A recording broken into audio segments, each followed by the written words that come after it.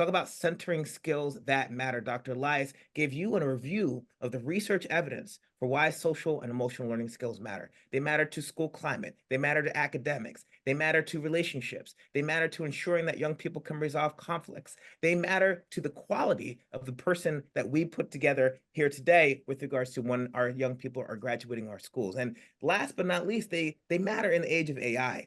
And they matter in the age of what it means to be a young person and working in that age of AI. So social emotional learning skills matter, and that's why we care about them here at the Urban Assembly.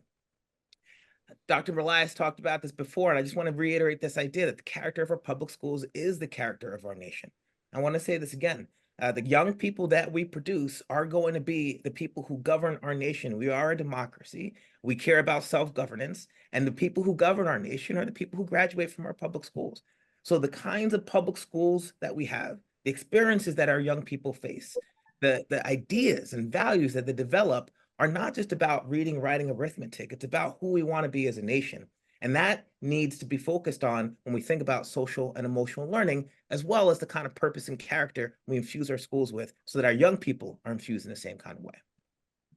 So here at the Urban Assembly, we envision a day where all students graduate, with the social and emotional competencies required to succeed in school, work, and life. Here's an example of how Urban Assembly schools think about social and emotional competencies as applied to things that they're already doing in their school. So here, from the Urban Assembly Maker Academy, we have extracurricular activities as a high school, and we work with our schools to think about how do extracurricular activities promote and reinforce social and emotional skills, things like social awareness or self-management. You can see here, we're talking about big ideas, students demonstrating consideration for others and a desire to positively to contribute to their community.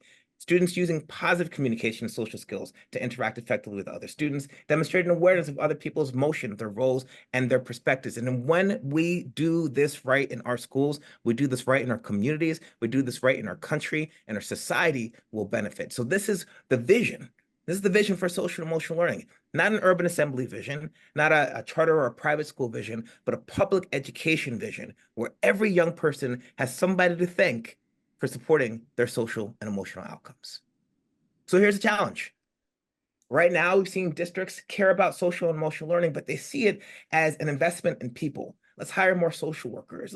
Let's focus on psychiatry and psychiatrists as a way to get this done, rather than a systemic approach in which every young person has the opportunity to develop these social and emotional skills. We don't have to wait for students to demonstrate challenges to develop their social emotional competence. We don't have to wait for students to have behavior disruptions to develop their social emotional skills. We don't have to wait for our communities to struggle to resolve conflicts to elevate the importance of conflict resolution. So we know this will work better when schools have systemic structures in developing social and emotional outcomes. But right now, we're seeing schools really focus on people versus systems. Number two, federal funding is expiring. We're very proud of the work that ESSER and federal funding has done to elevate social and emotional learning across our country, but that money is running out, and schools are starting to face a choice. And the choice is going to be where to put their money. And right now, accountability systems are around two things: reading and math. You want to teach social studies? It doesn't matter. You want to teach character development and social emotional skills? It's irrelevant. The only thing that the accountability systems are focused on are reading and math. So we need to create a movement to help our schools, to help our society understand that it's not just about what you know when you graduate our schools, it's also about who you are. Lastly, we have a shift that focuses on what works for kids, what works for politicians as opposed to what works for kids. Jim talked about this a little bit. We have a shift around politicizing what works in education, and folks are focusing on winning elections on the back of young people. Social and emotional skills matter. And yet across the country, social and emotional learning is being banned from being taught.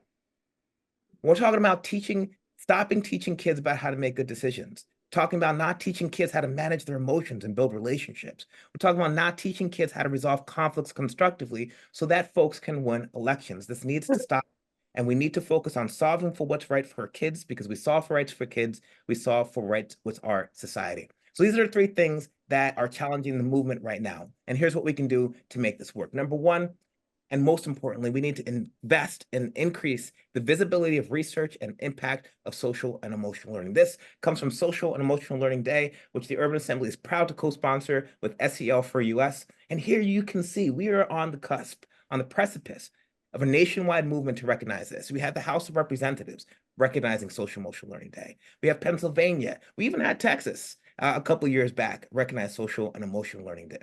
So we need to elevate the visibility of research and impact of social emotional learning. So that means that nobody will ever get up and say, this is not right for kids. Nobody will ever get up and say, decision-making skills are not right for our communities. A teacher will never say, I have to teach social emotional skills or teach math.